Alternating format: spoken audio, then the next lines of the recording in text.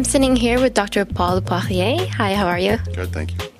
Now, I want to know, what is your goal as a chiropractor, and how does that come into play with the CBP technique? Well, CBP stands for Chiropractic Biophysics, and it's the most recognized technique that's come about in the last 20 years. There's maybe 50, give or take, techniques that are out there. The most common one used by most chiropractors is called diversified. It's been around for probably 60 years, and it's good, and it does things that I still apply parts of it, but its purpose is different than what our purpose is. Our purpose is not really to, how would I put it, to get rid of the pain for a patient. I think of a patient like a crooked car walking in or coming into my office, and my job is to straighten the frame because it got wrapped around a post. If the wheel is rubbing against the wheel well, that's a symptom. So I could rub grease along the wheel well and temporarily make it maybe rub better, rub less, but it's not going to solve the problem. Whereas if I actually straighten the frame, there's no more pressure on the wheel well, so that the actual turning of the wheel will be improved permanently.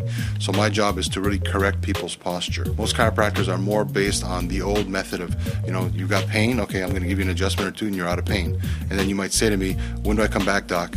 And I could say, well, come back when it hurts again. Well, that's fine, but if your posture was that you had a straight neck, I didn't fix your neck in 2 visits. You might be out of pain after 2 visits, but the problem is still, the lingering symptom is maybe gone, but the problem itself has not been solved. So what we do is we position you in a position opposite of whatever your problem is. If your head's gone forward, then I basically put you in the opposite, like this, for so many minutes each time that you come in, so that over time your positioning might be back to being like this instead of being like that. Is the traction what makes patients feel better for the long term, not just in terms of getting rid of pain, but actually fixing their problem physically? No, the traction has nothing to do with making them feel better. Usually the adjustment, which is what we do on the other side of the office, is what actually relieves the symptoms, makes them feel better. But if they want to go beyond pain relief and fix their posture, this is the section of the office that we do that in. Is it necessary that the adjustment process is done prior to the traction process? Yes, it is. When you walk in and you haven't seen a chiropractor ever, or even if you're coming in at once or twice a week, whatever the pace is, if I haven't seen you for 24 to 48 hours, your body's somewhat stiff again. When I adjust you, I basically mobilized your joints, basically decompressed your joints. So what we're going to do for now is just try to decompress your spine a little bit, because we know you have a little bit of pressure that's built up. Taking a nice deep breath for me, and let it out. And again, and let it out. Excellent. Oh, I lost a couple of pounds. I'm down to 298. I'll have you onto your right shoulder. Taking a nice deep breath, and let it out. Nice. And I'll have you onto your opposite side. Again, a nice deep breath, and let it out.